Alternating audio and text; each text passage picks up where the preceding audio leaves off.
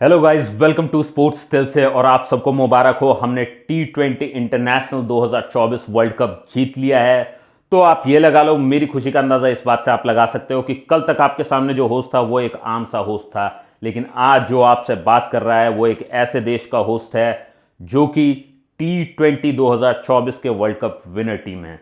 तो भाई मैच देख करके तो बहुत मज़ा आया, बहुत हाई प्रेशर मैच था। एक लाइव का भी पार्ट है जो हो सकता है मैं इसमें डालूं या बाद में पोस्ट करूं, लेकिन आपको दिखाऊंगा। इतना एंटरटेनिंग था ये मैच, एकदम थ्रिलिंग था ये मैच। और मैं सच बता रहा हूँ, जो 15वें ओवर में जो हादसे हो रहे थे ना, उसके बाद तो एकदम सीना ही मुंह को आ गया था। तो उस तरीके का था ये मैच।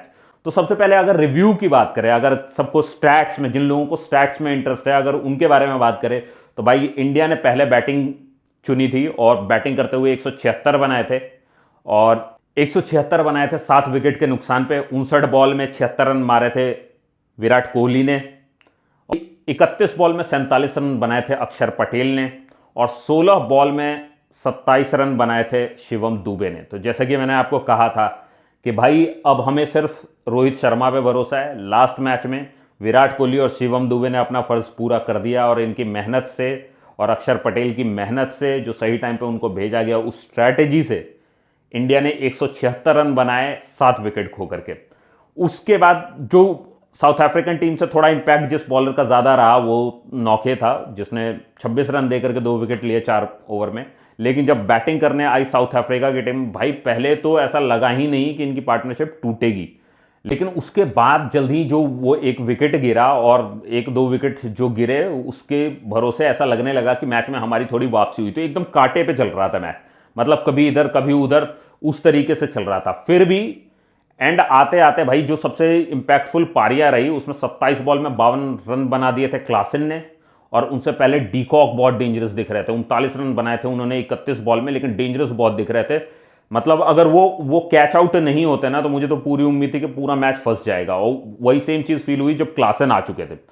क्लासन उसके बाद फिर स्टब्स ने भी बड़ी अच्छी इनिंग खेली। मतलब अपना कंट्रीब्यूशन तो उस तरीके का दिया, और 21 बॉल में 31 रन मारे थे स्टब्स ने भी। लेकिन इंडिया की तरफ से जो सबसे बेहतरीन बॉलिंग हुई है भाई, बॉलिंग में मैं आज तो फुल मार्क्स दूंगा। मतलब ये लगा लो 100 में से पूरे 95 नंबर मिलेंगे, 98 नंबर मिलेंगे आज इंडियन टीम को बॉलिंग के लिए। नंबर अगर बॉलिंग में किसी के कटेंगे तो वो अक्षर पटेल के कटेंगे, क्योंकि भाई एक बार को जो वो 15वां ओवर डाल दिया था ना, वो अक्षर ने पूरा दिल मुंह को आ गया था एकदम उसमें। अब उसमें अगर आप देखो तो 18 रन देके 2 विकेट लिए बुमराह ने, 20 रन देके 2 विकेट लिए अर्शदीप ने, और 20 रन देके ही 3 विकेट लिए हार्दिक ने। तो हार्दिक पांड्या ने भी 3 विकेट लिए, लेकिन भाई और 3 ही ओवर डाले थे, उस हिसाब से ज्यादा रन। लेकिन मेन जो है कि हार्दिक पांड्या ने ओवर डाले हैं बाद में, जहां रन बचाने की जरूरत थी, और वहां उसने रन बचा के दिया है। तो कुल मिला करके ना भाई, बॉलिंग तो बहुत औसम हुई है, बहुत औसम हुई है। अब अगर मैं देखो, मैं जिसने मैच नहीं देखा उसके लिए मैं स्पेशली ये समराइज कर रहा हूं कि भाई अक्षर पटेल जब आया 16वें ओवर में, ठीक है, अक्षर पटेल के आने के बाद उस एक ओवर में जो 24 रन पड़े हैं ना भाई, मतलब एवरेज ऐसा हो गया था कि 6 के एवरेज पे आ गए थे साउथ अफ्रीका वाले, कि भाई अब 6 के एवरेज से रन बनना है, 30 बॉल में 30 रन चाहिए। तो उस तरीके का एवरेज आ गया था। लेकिन उसके बाद लाया गया बुमराह को नेक्स्ट ओवर में, 4 रन दिए भाई ने। उसके बाद आया हार्दिक, उसके बाद हार्दिक के बाद फिर से आया बुमराह।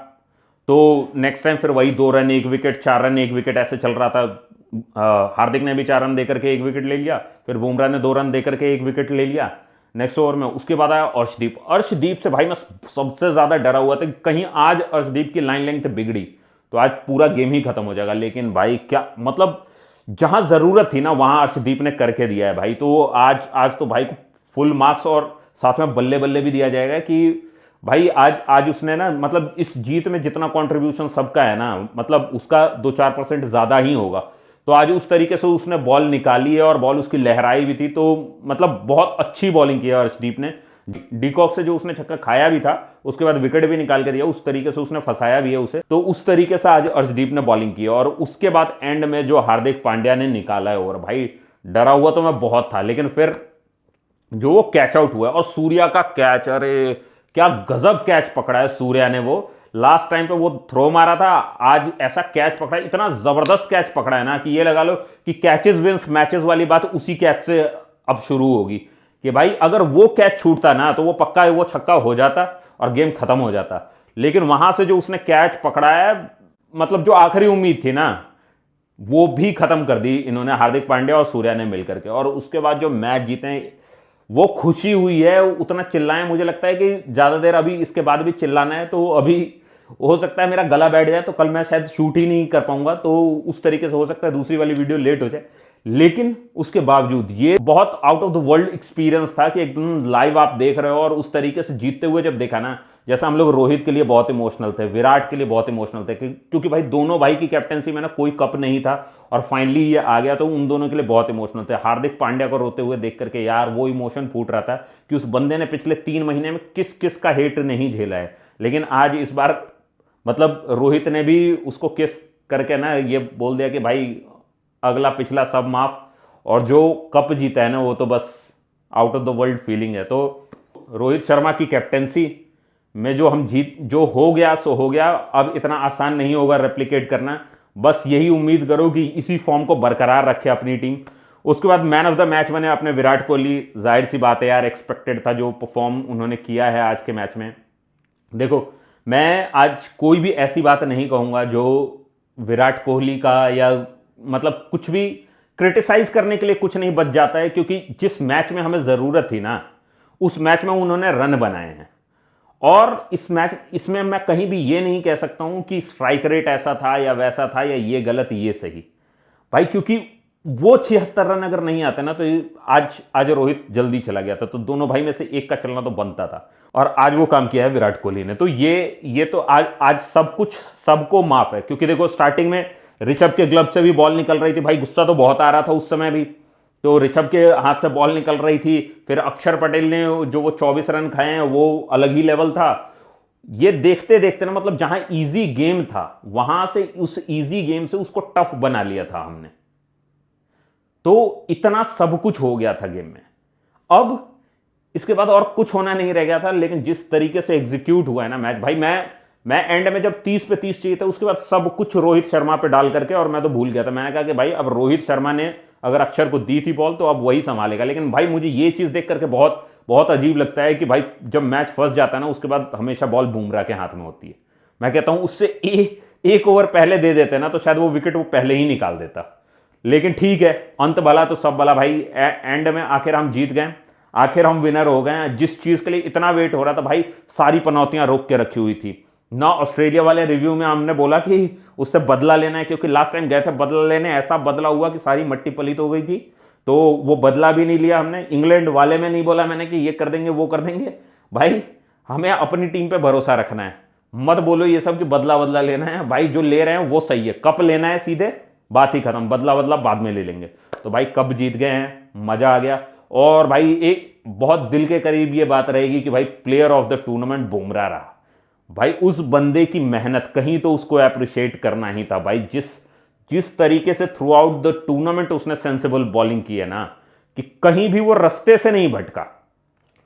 अगर वो नहीं होता ना तो बॉलिंग अटैक लीड करना इतना आसान होता ही नहीं। मतलब एक बॉलर, देखो कल तक टीवी पे ना ये बहस बहुत चल रही थी कि अक्षर पटेल गो टू बॉलर है रोहित शर्मा का, ये वो। मैं कल ही कह रहा था कि भाई गो टू बॉलर बुमराह के अलावा कौन हो सकता है टीम में। मानता हूं लास्ट के ओवर में ना अगर आप डेप्थ में दे दोगे तो आपका हार्दिक निकाल देता है ओवर, लेकिन Bumrah is the go to bowler कि भाई आप कहीं भी दोगे ना तो वो आपको करके दिखाएगा। ठीक है, मैं ये मानता हूं कि हर किसी का हर दिन नहीं होता है, लेकिन भाई अभी तक तो यही चलता है, एंड भगवान करे कि ऐसा ही चलता रहे, बुमराह को किसी की नजर ना लगे और उस तरीके से वो परफॉर्म करता रहे। तो अब बस अगली ट्रॉफियों की तैयारी होगी। और भाई इसी के साथ दुख वाली न्यूज भी, तो आप लोगों को तो वैसे पता चल ही गया होगा, लेकिन मैं भी बोल देता हूं यार, विराट कोहली अब रिटायरमेंट लेने वाले हैं। तो यार देखो, पता है क्या, मैं इसके लिए एक वैसे अलग वीडियो बनाना चाह रहा था, लेकिन मैं ये आज कह देना चाहता हूं वीडियो में कि विराट कोहली और रोहित शर्मा ये इस नस्ल के ना दो आखिरी बैट्समैन हैं जो टिक करके तीनों फॉर्मेट में खेल पाए। उसके अलावा अब जो बैट्समैन आ रहे हैं ना भाई, चाहे उनमें कितना भी क्लास हो, लेकिन टिक करके टेस्ट, वनडे और T20 वैसा खेलने वाले बंदे शायद ही आएंगे जो रोहित शर्मा और विराट कोहली कर गए। मैं मतलब मुझे एक्सपेक्टेड नहीं है कि अब इस तरीके, क्योंकि अब वो फैशन आ गया ना कि T20 जल्दी रन बनाओ जल्दी रन बनाओ, तो वो क्लास मेंटेन करना ना मुश्किल है भाई। मैंने सचिन को भी और मैंने कोहली को भी, मैंने दोनों को बहुत क्रिटिसाइज किया है, कई चीज़ों के लिए किया है, शॉट सिलेक्शन पे किया है। मैं नहीं, मतलब हम उतने बड़े क्रिकेटर नहीं होते हैं, लेकिन हम जो देख रहे होते हैं उससे हम उस हिसाब से जज करते हैं कि उनका जो कैलिबर होता है ना, हम एक सूरज को दिया दिखाने वाली बात है कि विराट कोहली क्या कर सकता है वो विराट कोहली जानता है, लेकिन वो क्या कर सकता है और एट द मोमेंट अगर वो नहीं कर पाया तब हम बोलते हैं कि भाई ये भी हो सकता था। और हमारा क्रिटिसाइज करना भी गलत नहीं है और उनका ये कहना भी गलत नहीं है कि भाई हमें पता है हम क्या कर सकते हैं, वो भी गलत नहीं है।